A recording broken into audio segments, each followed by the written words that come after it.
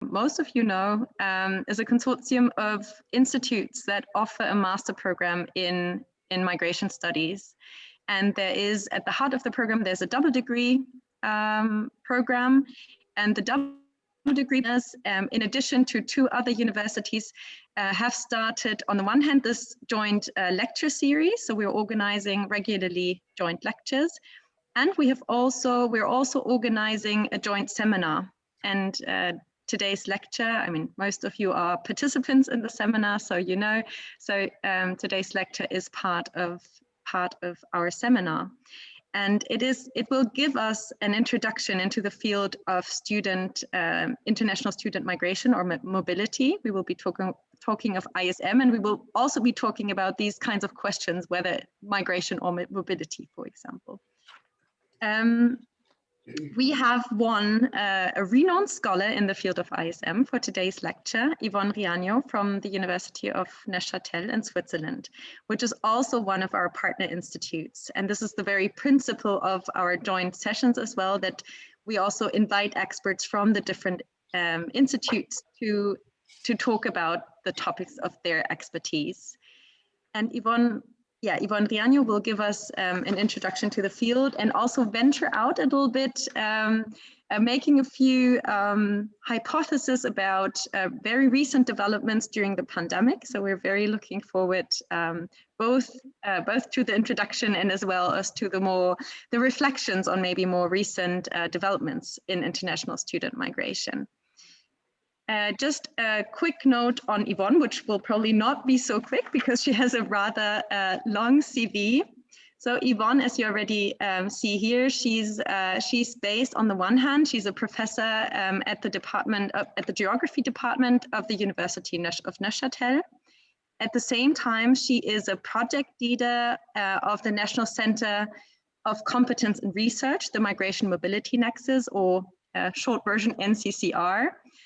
And she is also the chair of the Swiss National Committee of the International Geographical Union. So she's holding several important positions. And she is, as you've now probably understood from her position, she's a geographer. She earned her PhD in human geography at the University of Ottawa in Canada. And she's since worked and lectured at several universities, both in Canada and more recently also in Switzerland. And she has been working on a wide array of topics, which could be subsumed under the headline of global inequalities. And migration has also been a very much a key topic. And as we will hear more about in this lecture, also international student migration. Without further ado, I'll hand over to Yvonne. Just one more note about the organization of today. So we will have the lecture, and then afterwards we'll have a chance for a round of questions. And usually our seminar is until 8. We might stop a bit early today, depending on how the discussion goes. Yes, and now Yvonne, the floor is yours. We're very much looking forward. Many thanks, Sophie, for this very kind introduction. Hello, everybody. I'm very happy to be talking to you today and thrilled to realize that we are communicating with each other despite us being physically located in at least 6 different countries, including Austria, France, Germany, Spain, Sweden, and Switzerland, from where Sophie told me. So what is my objective today? My objective is to offer you an overview of key research themes and theorizing efforts about international student mobility and migration. In doing this, I have tried to develop a critical perspective that would help us advance our understanding of international student migration and mobility, which I will refer to ISM to shorten the time. And I hope that my reflections will help you to develop your own questions and thoughts about this important phenomenon. International student mobility is an important but underestimated component of global migration.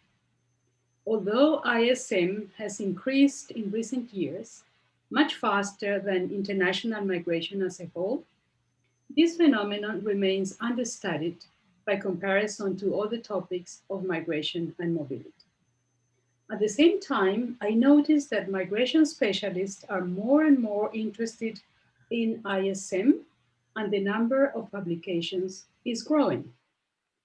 Clearly, I cannot cover all publications in only one lecture, but I ask you to please read my paper in Oxford Bibliographies to gain a complementary view. During my presentation, I will also call your attention to the fact that many studies and theories have focused on the experience of Anglo-Saxon countries. And we know much less about other countries outside this realm. Also, there has been a tendency to focus on international students going to countries in the global north, and studies on international students going to countries of the global south are rather rare. I hope that my presentation will inspire you to think about how we could contribute to filling these research gaps in the future. So what is the structure of my talk? It's not moving.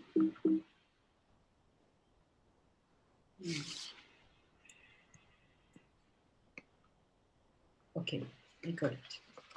So what is the structure of my talk? Basically, I will raise 5 questions. The first one is how to approach international students' migration flows and geographical destinations.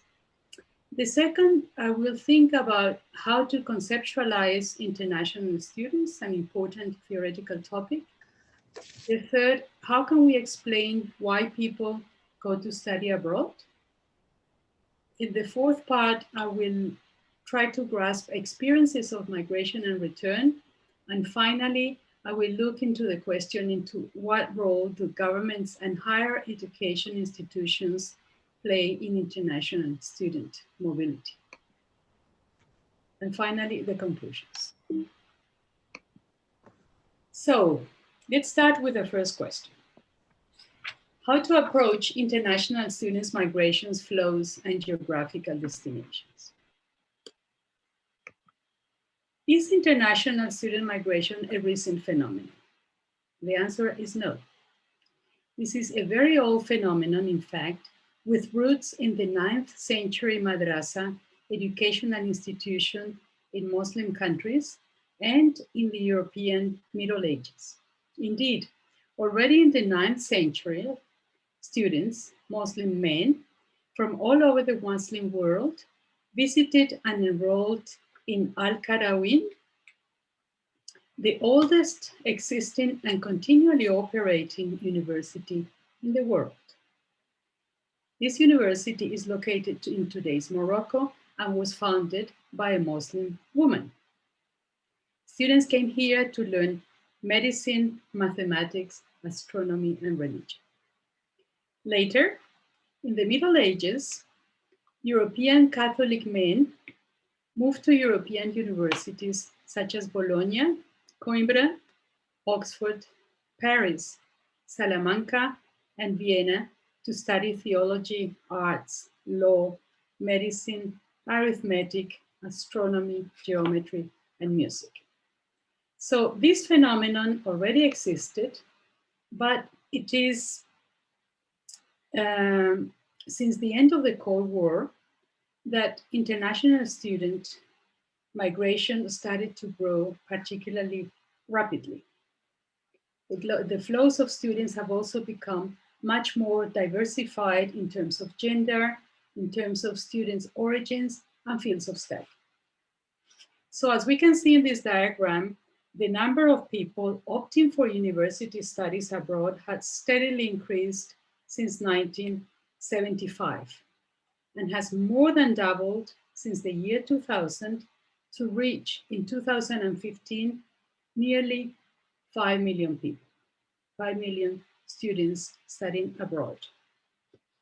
The OECD projects that by 2025, a total number of 8 million students will be studying at universities outside their home countries. So now I would like to show you this diagram where you can see the countries with the highest shares of international students. These are numbers for 2001. And you can see that the country with the highest share was United States, followed by the United Kingdom, Germany, France, Australia, Japan, Spain, and Belgium.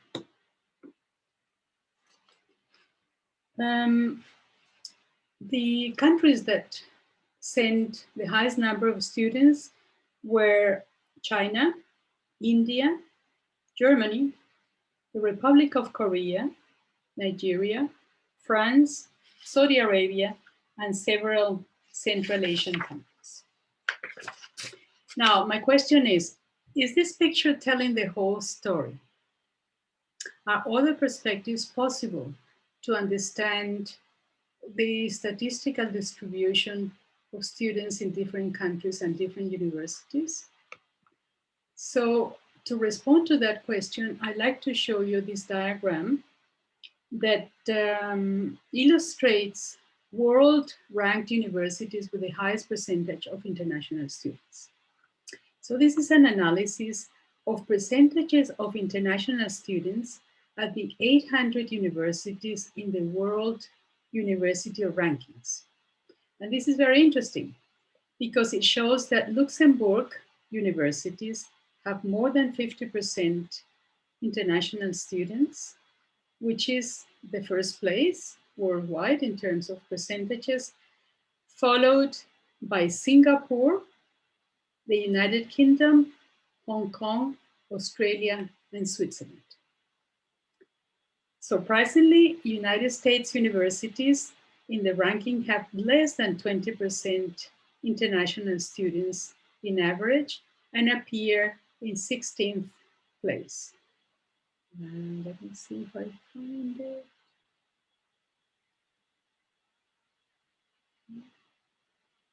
Yeah. So this is interesting because we learn from this graphic that there are actually different ways of measuring the numbers of students per country. And what appeared in the former graph as a top country, the United States, doesn't mean that United States universities in the ranking have high percentages of international students. And you can think of what it means not only in terms of educational challenges, but also in terms of political perceptions of this group of migrants. What is also interesting about this graph is that it shows that not only Anglo-Saxon or European countries are main destinations of international students. Countries such as the Russian Federation, South Africa, China, and Israel are also important destinations, as the graph shows. Now, I'd like to talk about the origin of international students. We have this image that most students come from China and India. This is what a lot of the publications tell us, which is true for Anglo-Saxon countries. Most of the students come from China and India. But if we start looking at other destinations, for example, Europe, we see an entirely different phenomenon. For example, in France, you have students from Morocco and Algeria, which can probably be explained by its colonial past, the role of France in these countries.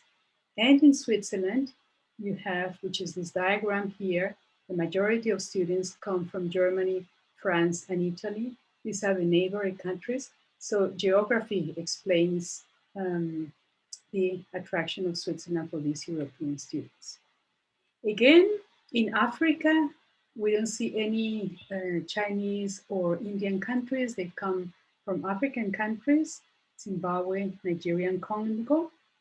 And similarly, in South America, the students that go to Argentina, the biggest hub, come from the Andean countries of Peru, Colombia, and Bolivia. Asia, again, China also has many students, and they come from African countries and mostly, and I will explain to you later why this is the case. So I move now to the question of south-to-south mobilities. And as I was telling you at the beginning, we have these ideas that it is students from the south who move to the north, but these diagrams, these maps will show you that this is not the case. It is true that statistics on south-south mobilities are not widely available, and that is probably why we know more about the perspectives of students from the south moving to the north. But there is this great need for statistics and comparative analysis that differentiate student mobility by gender, by country of origin, by discipline of study, and specific migration trajectories. So I think that while the high numbers of international students in Europe and the United States reflects the high status associated with higher education in those countries, mobilities to countries of the global south are increasing. Argentina is a good example. As you can see, or I will tell you, Argentina is one of the biggest receivers of international students in countries of the global south, with a total of nearly 90,000 students, and a place that attracts a lot of South Americans, as you can see here, principally from Peru, Colombia, and Bolivia.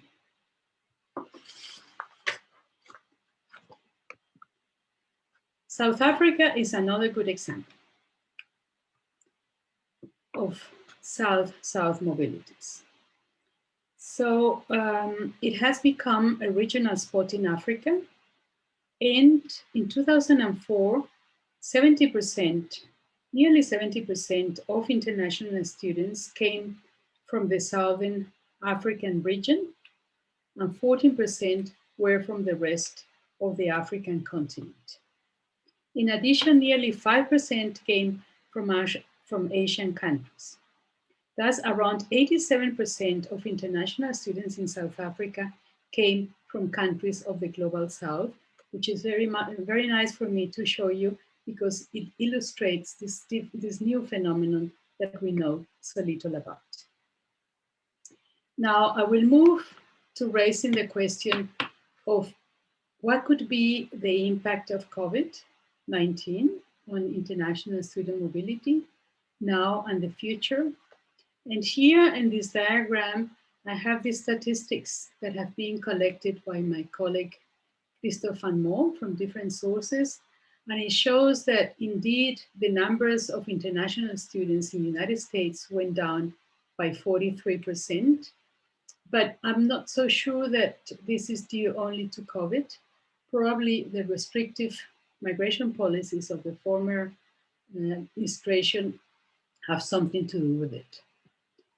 Indeed, Austria and Australia and Ireland also, the numbers decreased by 50%, which is a lot. In Poland by 41%, and in France and the Netherlands by 43% for non-European Union students. What is interesting at the same time is that not all countries lost international students. Sweden, for example, gained 30% more students. And my hypothesis is that Sweden didn't have a very restrictive COVID policy, and that could have been the reason why international students kept coming. United Kingdom, there is also an increase, although I think this is very low by the standards of the United Kingdom, which usually have really, really high percentages. So I think this is a case of hidden loss as well. Now, the question is for the future. What could be the consequences of this COVID pandemic? And my hypothesis would be that there might be a higher demand for international distance education. This is what we're doing, we're communicating digitally, and that it will not only have the advantage that perhaps international education, in my view, will become more equitable, because you know that to move abroad, you need to have sufficient money to pay for the trip, for the accommodation, and so on. So maybe this will have that impact. I think that we might see less geographical mobility and probably more virtual mobility. Whether that's a trend that will continue and whether that's sufficient for the students is a question to raise. There are some studies by Brooks and Waters that show that students, for example, in Singapore, that follow British education programs from their own country are not so satisfied at the end, because they say what gives them a special value in the labor market is the fact that they lived in Britain and acquire not only the language knowledge, but also the way of being, the habitus, the British habitus. So this is an interesting question to keep discussing, and perhaps you can also raise your ideas in the discussion. Now, I move to the second question of how to conceptualize international students. And you will see that there isn't one way. There are different perspectives, and we need to think about what perspective we're going to use when we do our research or our projects, because there are several indeed. So I will start with the most common perspective, which is the statistical perspective.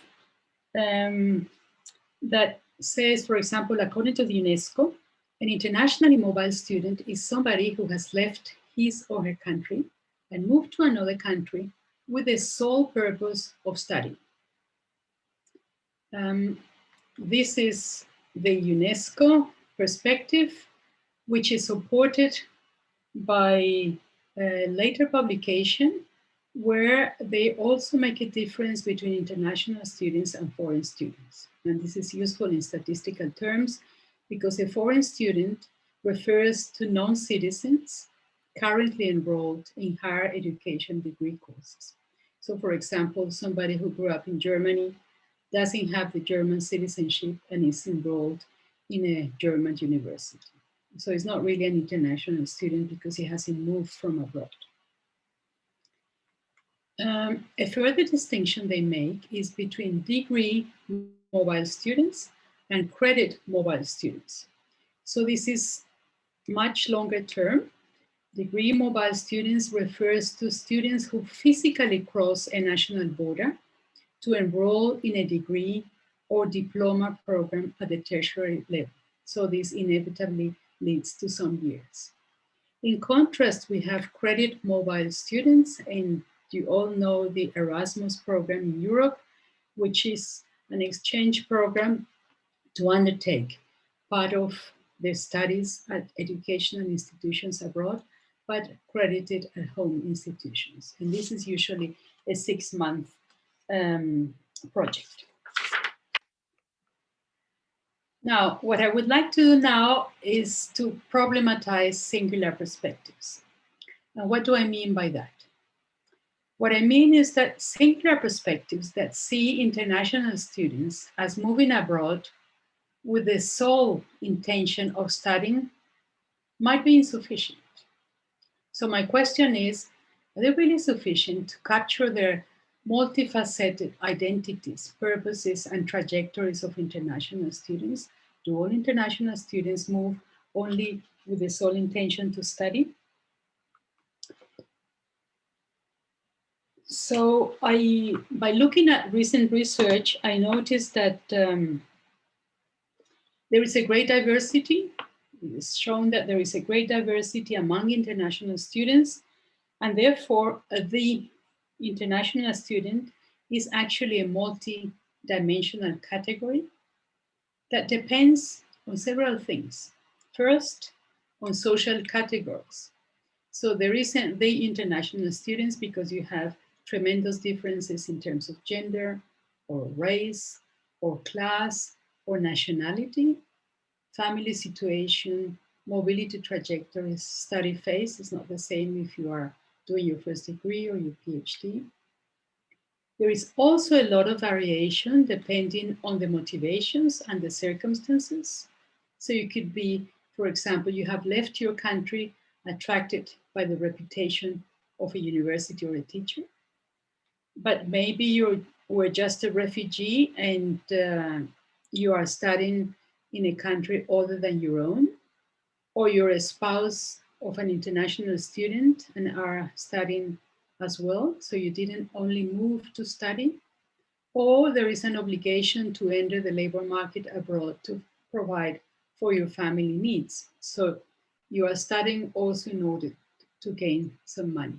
And therefore, there isn't one single purpose, but there are several purposes. Also, there are significant differences in terms of life course trajectories.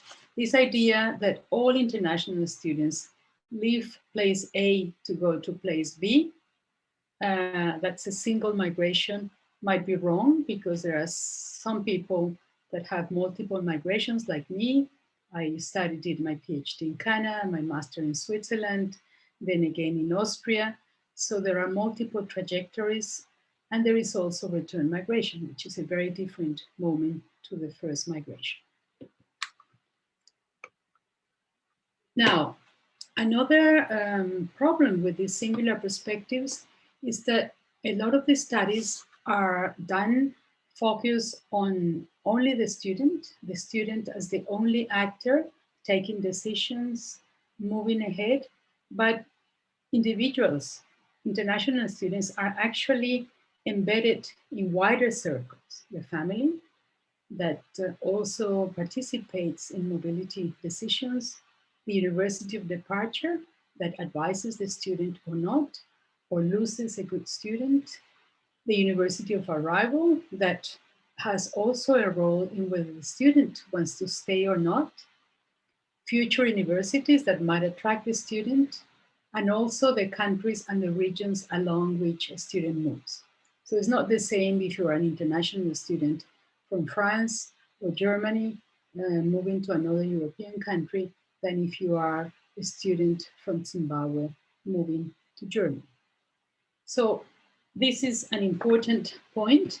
And the next one is that although student migration has been understood as knowledge migration, which is, education is really knowledge, it is also entangled with other forms of migration, as we could see in the slide before.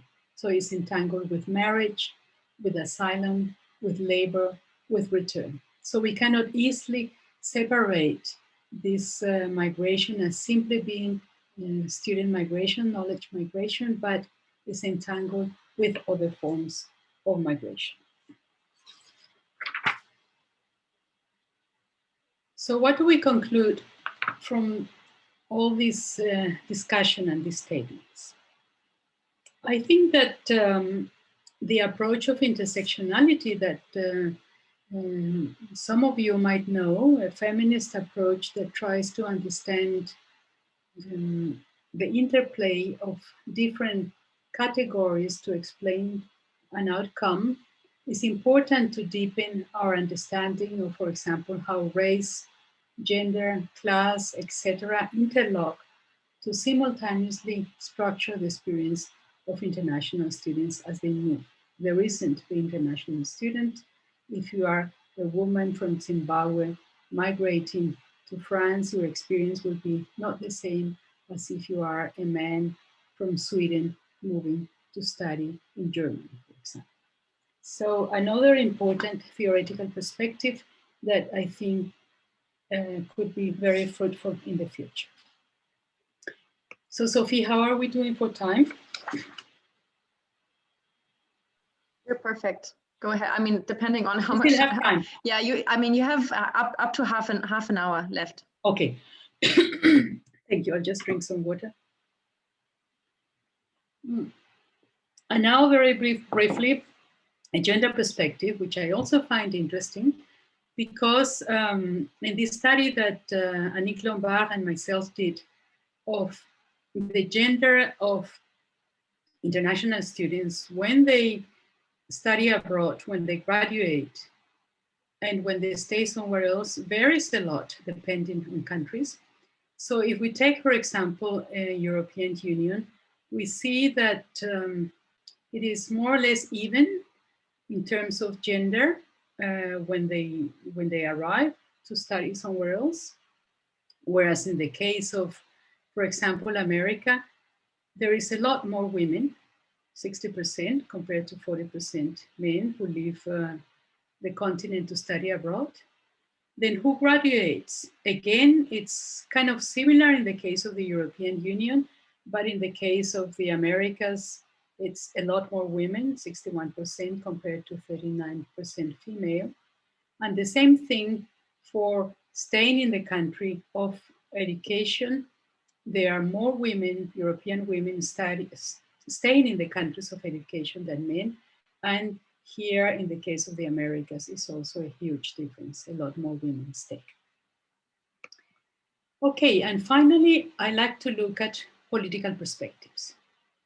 International students are also of interest for politicians. In January 2010, David Cameron promised in his populist election to reduce net migration to the tens of thousands rather than the hundreds of thousands. What did he do? He needed to reduce the number of migrants for political reasons, so his strategy was to no longer include international students in the statistics of migrants. And this is interesting because the net numbers of migrants were significantly reduced because Britain had in 2008 many international students. In fact, the second largest cohort of any OECD country.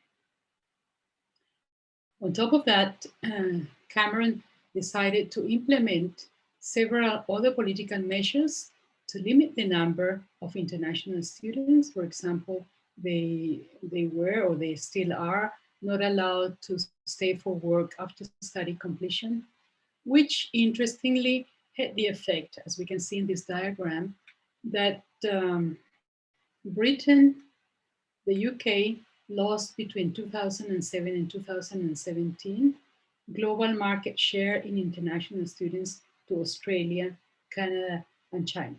So one definition of international students in one country has an impact on another country that defines them differently. I find that interesting. Now I move to the third question about explanatory perspective. So how can we explain why people study abroad? I begin by discussing human capital theory, which has been very influential in studies of international student mobility. According to this theory, students decide to go abroad because they and their families are confident or believe that their degree, human capital, they obtain abroad will increase their future revenues and improve their position of the labor market.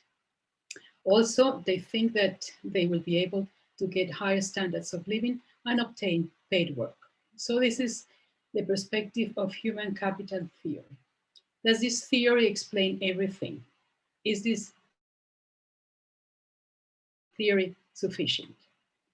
So in more recent studies by myself and my colleague Etienne Piguet, we regret that students are only seen as rational individuals who seek to maximize their future income. So it's all about money.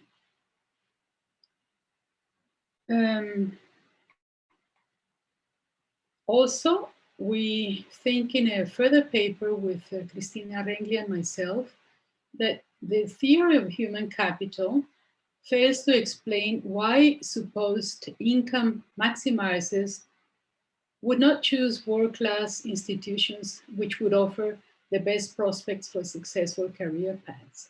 So if the motivation was only economic and it's all about your career, you would try to go to the top institutions and not just to others.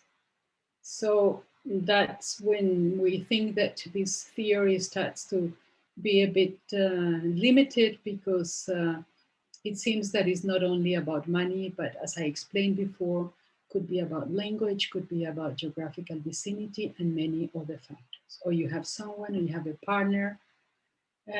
Also, the question of, it seems that the human capital theory assumes that all the students, international students, are poor and have a low standard of living and are seeking to migrate to improve their standard of living, which is clearly not the case when we look, for example, at the Erasmus program, where European students move between countries that have similar standards of living. So in a study with Christina Rengli, we looked at international students who came to the University of Bern for tertiary studies. We interviewed about 1,000 students in an online survey, and the conclusion was that, in contrast to human capital theory, the main motivation of students was not simply to get better salaries. Rather, it was cultural factors that explain why they chose to come to Switzerland. They wanted to experience a new culture and enjoy the vicinity to the Alps for sports. This is a view that has been also validated by other studies by King and Van Mol, for example. So this is interesting. This has nothing to do with money, or maybe a bit, but mostly about cultural factors. Also, we think that it's important to use a geographical perspective to understand what role it plays in the decision to migrate. For example, many of the students at the University of Bern, as I said before, come from neighboring countries. And the vicinity to Bern is for them an advantage because they can stay close to their families and friends. They can go and visit them over the weekend or once a month. So it's not only about money and getting the best income possible, but geographical context also plays an important role in mobility decisions. Now, I move to another interesting point, which in a lot of the literature on international student mobility, there is this impression that mobility is always desirable for international students, that they're always dying to leave their countries and go somewhere else to either improve their living standards or something else. So I'd like to show you this interesting study by Rose and others on international students in South Africa. I told you before that South Africa attracts a lot of African students. And this study is about Namibian and Zimbabwean students studying at the University of South Africa who actually choose immobility. They choose not to go, not to physically move to South Africa. Why? So it is not because of limited mobility. It is not because they do not have the means to move, but rather they find out that they choose immobility because they can study while they're working. They do not want to give up their jobs. They want to be close to their families. They don't want to leave them, or they want to have some temporal flexibility, which means they can design their study program depending on work and family responsibilities, one semester less or one semester more. So this is interesting because it shows on the one hand that international distance education plays a big role in higher education in Africa. And also it shows that internationally in mobility or international immobile lives are actually enabled by the University of South Africa's own strategies. So they have a really well-developed, this university, a really well-developed strategy that is based on simple electronic interaction, is very straightforward, on a very efficient distribution of printed materials, and an extensive network of exam centers in various African countries. And the reason I mention this is not only because it explains immobility, but because I was making the hypothesis before that maybe international education, distance international education, might be a future, and there is a lot to learn from South Africa. Finally, I look at the case of Francophone West African students, a study by my colleague Etienne Piguet and other African colleagues that carried a survey with more than 4,000 students in Senegal, Cote d'Ivoire, and Niger. And they found out also that mobility is not always inherently desirable. Only a minority of students wish to live, and then only temporarily. And this is interesting because it contrasts with the stereotypical representation that the sole dream of young Africans is to migrate definitely to Western countries. The study shows that their migration intentions are actually rooted in a rational awareness of the possibilities offered by migration and the challenges that it implies. So they're not going to throw themselves overboard just to leave, but they think about it rationally, and many of them decide not to leave. Besides, joining family network is an important factor to decide to go abroad. So it's not only about money. Many of them who do not have family networks decide better not to migrate.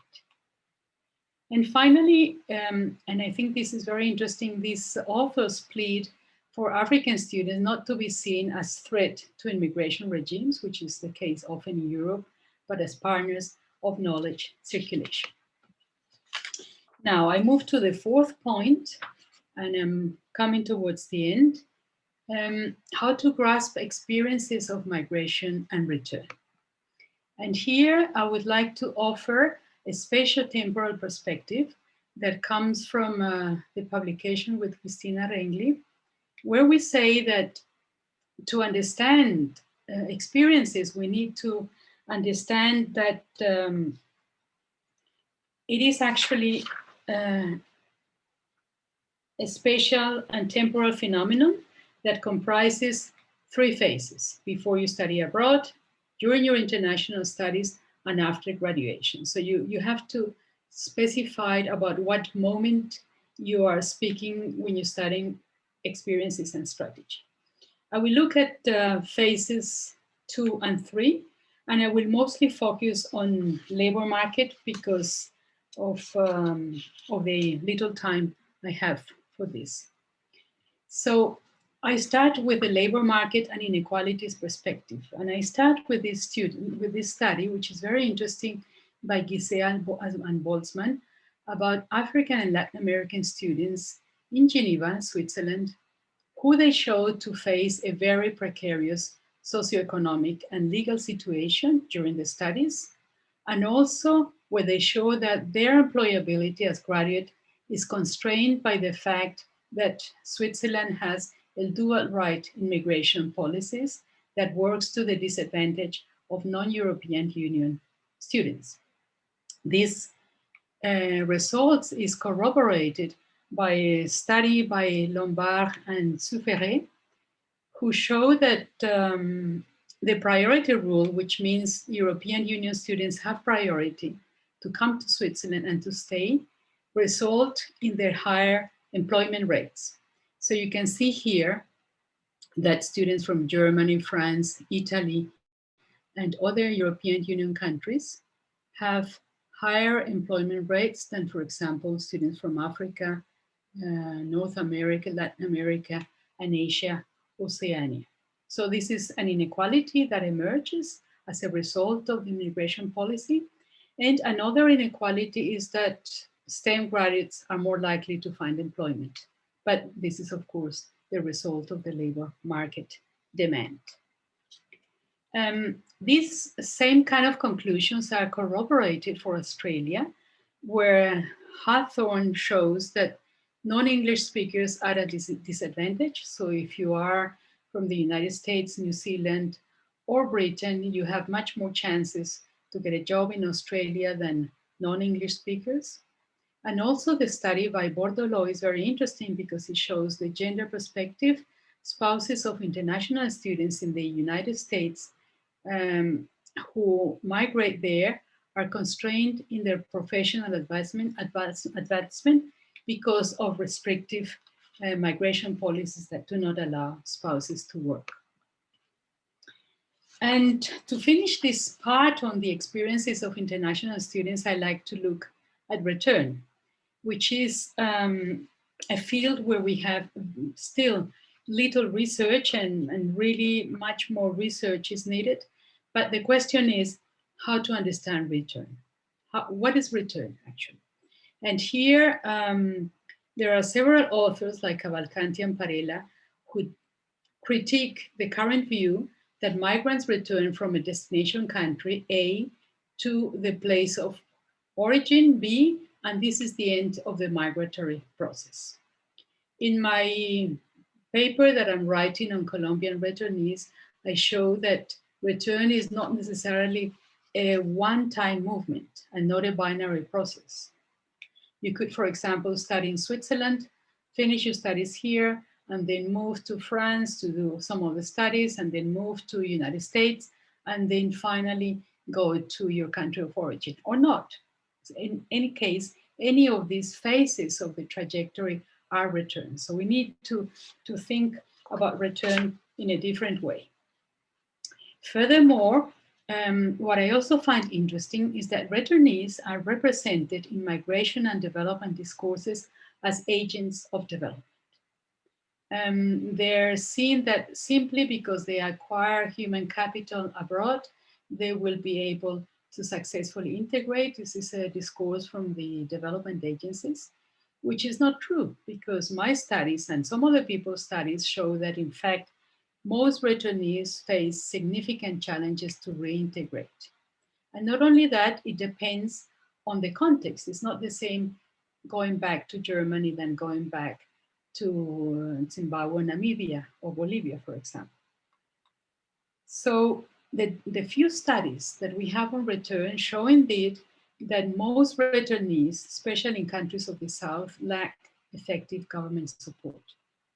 In the case of Morocco, for example, it's interesting that Moroccan doctors, the men, face less challenges because there is high demand, while women face a lot of mobility constraints. While they were free to move in Spain when they were studying there, now they have more constraints in their mobilities with professional consequences. The study by Thiemen in Germany and Poland shows that it's not on, Germany and Kazakhstan shows that this idea that the human capital, the cultural capital obtained abroad is the only key for success is not true, because in practice, the most important thing is your local networks. Who do you know in your country of origin, and how can you manage to get a job? Another important factor is geographical location. So the study by Wolfeil shows that Polish students who were trained in Germany became key mediators in German-Polish economic and scientific relations. And this is interesting because there is a vicinity. There are neighboring countries, and somebody who speaks German and Polish is very useful to be someone who comes and goes all the time. So I come to the last part of my talk, and I like to discuss now the question of what role do governments and higher education institutions play in international student mobility. So I start with higher education institutions, and I think many of you know that international students have become sources of income for universities, particularly in Anglo-Saxon countries. In many Anglo-Saxon countries, the government has taken money back from universities, neoliberal policies, and the strategy of universities has been to raise the fees for international students, which has created considerable financial resources for universities. For example, in the United Kingdom, 40% of the university's income came from foreign students, from international students, which is a bit of a scandal that students in China, India, and South America, and somewhere else are supporting UK institutions. At the same time, authors are showing that this approach, no marketization of higher education, is growing stronger. A lot of universities, not only in Anglo-Saxon countries, are following this logic because it's very convenient. But again, we have to think about how COVID probably impacts this, and maybe this is a way for universities to stop charging those enormous fees. And finally, the last slide is the question of how governments shape international student migration policies. And here, my perspective is the perspective of Discourse by Foucault, where I postulate that public discourses have an important influence on international student migration policies. In our paper with Christoph van Molen and Parvati Raghuram, we postulate that in the past have been 5 main discourses that shaped international student migration policies. The first one is that they are drivers of innovation. So this is the idea that there is a discourse going around that a global battle for talent is underway. We are in a knowledge economy, and countries with restrictive migration policies lose out in getting valuable international students. So many countries such as Australia, China, Germany, New Zealand, the Netherlands, Switzerland, etc., have devised liberal policies that facilitate international students staying in Western countries for work after graduation. So they're not kicked out like in United Kingdom, but they can stay and find employment. The second discourse is that students are sources of income for the higher education institutions, which I just explained to you, and this leads to marketization policies. And third, the discourse of students as a threat, which has existed in several European countries, not only now, but also historically, where, for example, very interesting in countries like Switzerland, in the 19th century, there were lots of women from Russia who came to study at Swiss universities. And this was seen as an anomaly with the Swiss reality, as very few Swiss women went to university, and therefore several politicians saw Swiss cultural values as a threat by these international students. So the policy is obviously to limit the numbers of international students.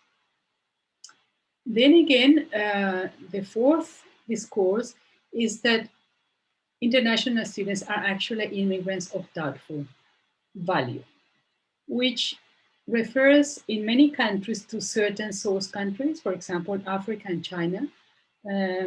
Students from those destinations are considered as someone who's perhaps using the student visa as a backdoor to gain access to the labor market in Western countries. And therefore, the policy is to restrict migration to those source countries and to look for the ideal type of student that comes from the so-called developed country. And finally, soft power.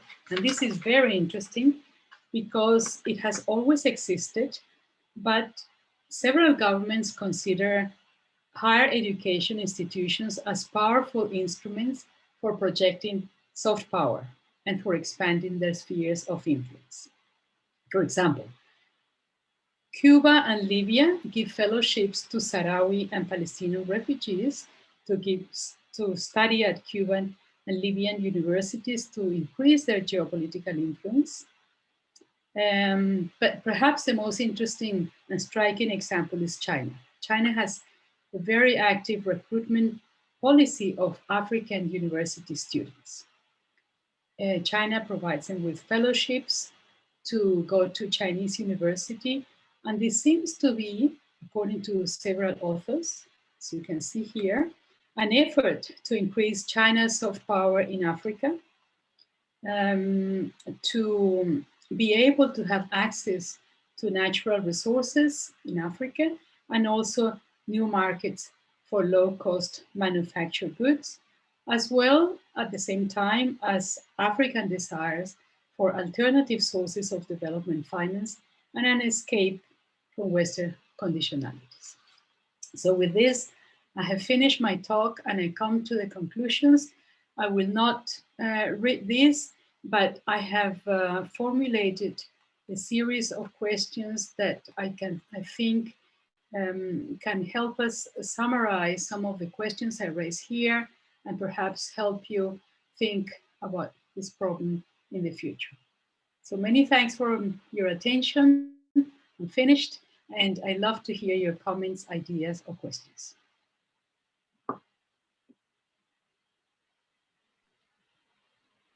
Thank you so much, Yvonne, for this great talk, and you kept perfectly in time. It was exactly an hour. Okay. Usually we take a short break, but I'd say that we go to the questions right away so that we can finish a bit early today. So for the discussion, I would ask everyone to just add a plus in the chat or a question mark when they have a question or a comment. Yes, so the floor is open. You can ask all your questions or just comment as well if you have any.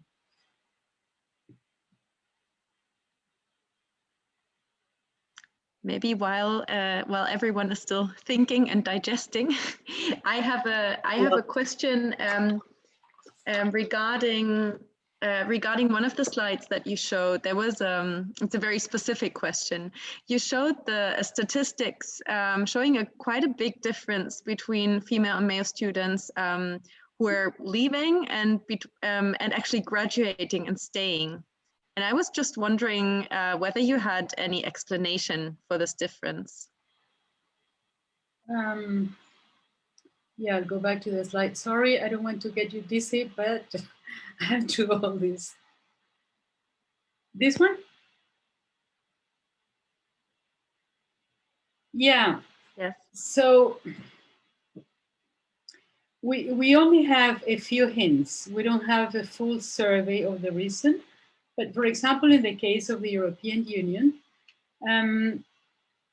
some of the ideas that came through is that men were more willing to go back to their countries of origin where they had their networks, and they seem to be less adventurous than women who were willing to risk it.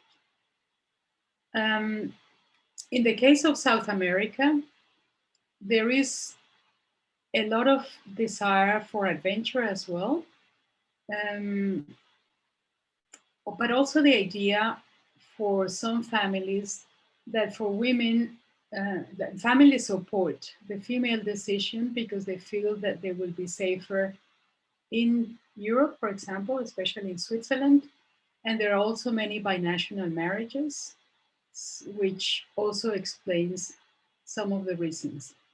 In the case of Africa, a lot more men come to study in Switzerland, and they say that the reason is that their families expect them to earn some money in Europe and help their families here, whereas that is not cool for women because women can have many risks, and so that gender perspective seems to explain some of that.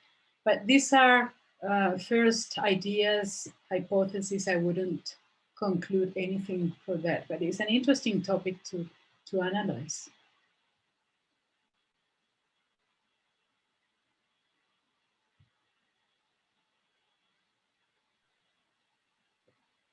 I could ask many more questions, but I'm looking to the students also to use this opportunity because they actually read also a few texts as a preparation for this class. So maybe also you have something not directly related to the talk today, but related to either the readings or also what you've been already preparing for your research groups. I mean, this is really good opportunity also to share your first thoughts on your research groups or ask questions.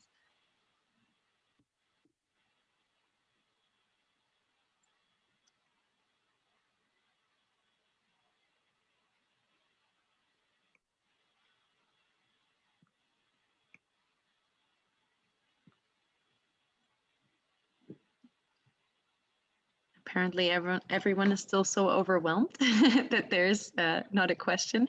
I'd like to take up something else that you said, because this is something that is that we have been reflecting about a lot, because this very project or this very course that we're now having is of course part of this digitalization of student migration.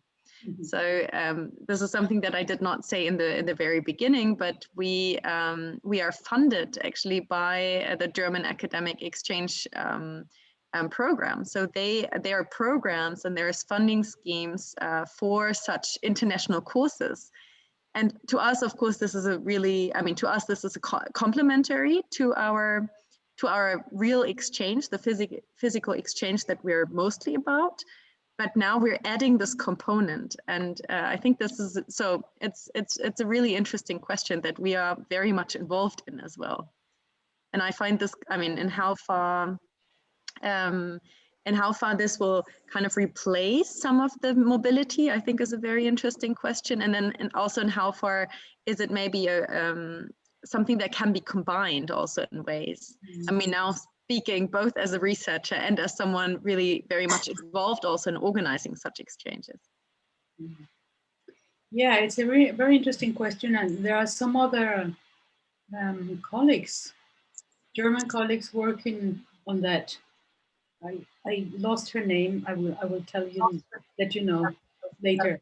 But I really think that this COVID pandemic has been a really interesting experience for everyone to realize the possibilities and the challenges of digital communication. So the fact that we can have this exchange is amazing. We can learn a lot from each other. At the same time, technology is not always perfect. And at the same time, face-to-face contact still has a great value. So I think there is a lot of potential there. As I said before, we can learn from the South African experience because they have started implementing these projects a long time ago. And I think that countries of the global north are learning more and more from the global south. And this is a very nice example to do that. But I would also respond to your question thinking about the political dimension and why some countries are so interested in international students. So what's behind those policies? And the reason I say, why I say this, and particularly in the case of Germany, is that I noticed that Germany has had a strategy of internationalization in past years much stronger than many other countries. Switzerland, for example. I do work on international students who go back to Colombia, who studied in Germany, and I'm totally amazed about the programs that Germany has set up to support them going back and contributing to the economy of the country. So it's very, very interesting to see that there is a political dimension, maybe a moral dimension, but also the geographical context. It's not every country. Switzerland had the interest on international students was forced by private companies who cannot hire sufficient engineers. They need engineers from countries outside the European Union, and the right-wing parties totally opposed this because they did not want bad influences. So perhaps digitalization is the solution for these right-wing parties, not to have them here. But as I say, there is certainly a way to explore in the future. And you already offered also some possible avenues. For example, that you showed also on the discourse map how this is also used as a foreign policy. Actually, or as a soft power. I think this is a very interesting idea to reflect about why maybe countries that have a similar need actually for foreign skilled labor, but then might recruit very differently international students. That's a very this is really interesting because I mean, now is China trying to attract African students, but this is nothing new. European and countries and North American countries have these fellowship programs for years, which were framed as policies of development. So the idea was that international students would learn and become transfers of knowledge when they went back to the countries. But there was also a secret agenda, or well, not so secret, but that the students learned the technology of these countries, and when they went back, they could sell that technology and become sort of like a connection for benefiting the economy of the countries where they studied. So I think China is basically doing the same, very boldly, not as perhaps not as diplomatically as other countries have done in the past. And this raises a lot of questions because the few studies on African students in China show that they go because it's an easy alternative to go, but it's very difficult for them to study in China. And you realize that learning Chinese is not as easy as learning English. So the challenges that these students face are tremendous. And there are a lot of angles that can be studied from this perspective of discourse and policy. Here is a question. Yeah, there's two questions now. So there's one question. First is Jens. You can ask a question. Yes, hello. I would like to take up the point that Kyoko made in the chat, actually, about why does students of international student mobility or in general migration scholars find it so difficult to accept that people just go for fun. I mean, that let's say a globalizing world, we know much more about other continents. And of course, let's say in much parts, the US and Europe and increasingly probably China are cultural references, so that people are curious to know and they want to make sure. And we all know, and it is part of the discourse about studying, is this is the only period in your whole life in which you are free, pretty flexible and free to go to other places. And finding a place to study is the easiest way, next to a tourist visa, to go to another place. I think sometimes we're in Europe now with the travel freedom, we seem to forget that it is not easy to go to other countries just like that. And if you have specific nationalities, if you come from Africa, if you come from Israel, for example, if you come, it's not easy to go to another country just for not even for tourism. So international student mobility is a great ticket to go to another country and not just stay for 3 weeks, but to stay for 3 months. So, and I think this applies to students from Africa as much as from students from other places. Just a very short anecdote. I had a friend from Eritrea, and he went to India, and he had it was an international sort of student mobility, but within studying the Quran kind of people. So he went to India, stayed, I think, 6 weeks or 3 months in India, and just went from one Quran school to another Quran school, having a great time with all the Muslim Quran students from all over the world, in a country that is much more liberal as regards Islam than they were used from Saudi Arabia or from wherever they came from. Sorry. Yeah, thanks, Jens. That's a very, very interesting point. And I often wonder myself about what kinds of representations do scientists, as scientists, make, and on what judgments and stereotypes are they based? Because I think that in the literature, there is this notion that European students could possibly go for fun, but non-European students are bound to come to leave their countries looking for other opportunities, which might be partly true, but not entirely. And there is a similar debate in the migration literature where you have the term foreigner migrant applies to non-European students, and the European migrants are called expats. So expats are good because no problems and they are allowed to do everything. So there is a very, in a way, discriminatory perspective.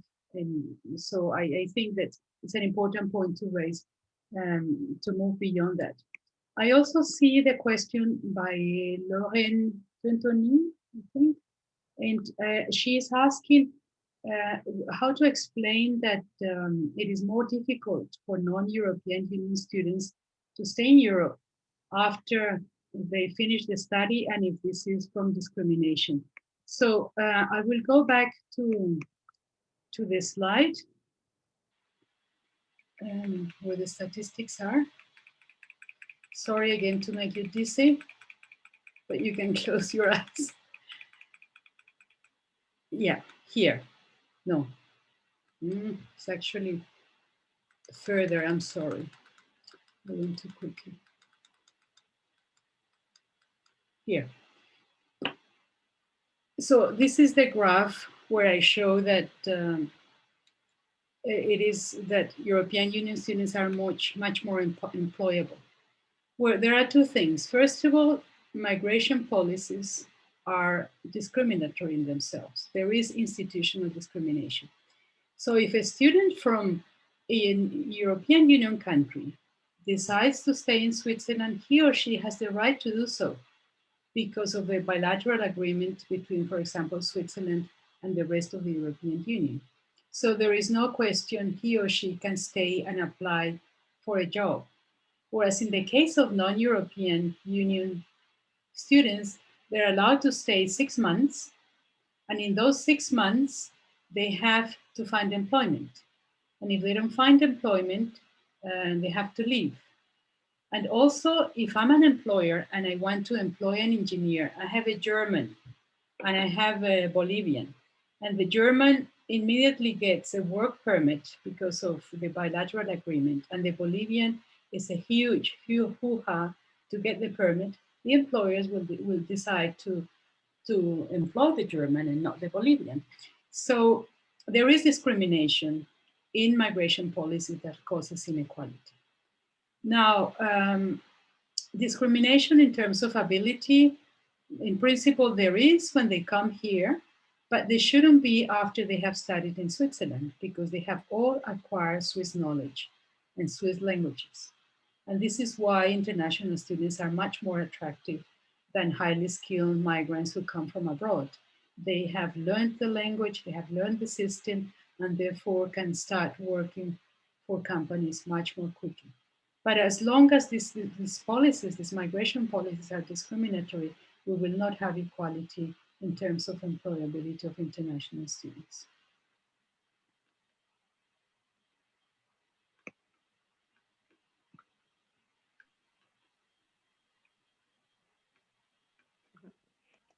I jump in with another question as the list is empty right now. We kind of sidestepped this question of whether it's a good thing to talk about international student migration or rather international student mobility. And of course, I mean, I think in that 2013 Ragram and King paper, they stated quite nicely also, well, you know, we can just use ISM and in a way it's both. I mean, especially in the context of the European Union, I always have very much the feeling that also we talk about international student mobility because it's the type of desired migration, even in cases when it's actually a type of move that would in other cases classify very much so as a migration, as migration. And I think that is one of the reasons why I see it a bit critical if the mobility term is used, especially for degree mobility. And because I find it's very much reproducing this the scheme of desired and undesired migration. But yeah, so and do you think so? What's your take on this? And also, do you think that then you'd make a difference between, let's say, the credit mobility versus a degree migration, for example? Is that a good way? I mean, is it just the length of time, or is it maybe a question that we can't solve on a conceptual level? And that's really something that we have to look at. Look into at a more empirical level. Yeah, There are two things. First, the conceptual level. So if we look at the conceptual level, I think mobility is a much wider concept than migration, because migration is a form of mobility for me. So mobility is movement, and migration is a kind of movement, as other kinds of movements. So if I was talking only on a conceptual level, I would tend to prefer the term mobility, which covers migration as well. But at the same time, there is this risk of association with positive and negative. So mobility being positive, the super mobile European individual who can jump from country to country and will always go back to his country of origin, as opposed to the poor South Africans and South Americans who will stay in the country where they study because they have nowhere else to go. So in view of that, I think we need to use both, realizing that some mobilities are more permanent and some mobilities are more temporary, but they're not necessarily associated with the origin of the person, but with their life circumstances. They met someone and married, or they were offered the job of their dreams, or whatever. So a very brief question to your answer.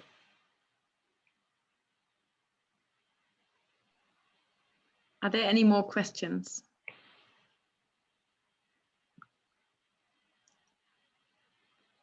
Last chance. Did I overwhelm you? Did I give you too much input, or is everything clear? Maybe both. Okay, well, if there's no other question coming up, yeah, I'd like to thank you in the name of all of us. It was a real pleasure having you in the seminar, and I'm sure that we'll have many discussions about your lecture in the next sessions, and also in our email communication. As I already posted in the chat, Yvonne already sent me a PDF version of this PowerPoint. So you'll have also access to all this information and the interesting questions also that were formulated at the very end.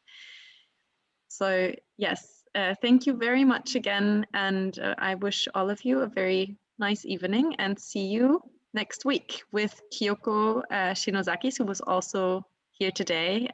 She will be leading next week's lecture. Okay, just quickly, I say thanks to Kyoko Shinozaki, to Manon Monvoisin, Laura Ratutznik, Florian Nemetz, Bente Oseno, a lot of people who are saying thanks, so I'm very pleased that it was very helpful. Lynn Hutter, Silja Gerhardt, Eva Wüben. Okay, so thanks a lot. I'm very pleased. I will send you another PDF, Sophie, because I made some changes at the end. So I will send you one right now. Thanks to everyone. It was great to meet you virtually, although I couldn't see your faces, which is really the sad part of this kind of communication. And we couldn't have a drink together afterwards, but I wish you all a lot of luck in your further studies. Thanks a lot, Sophie, for the invitation. Bye, everyone.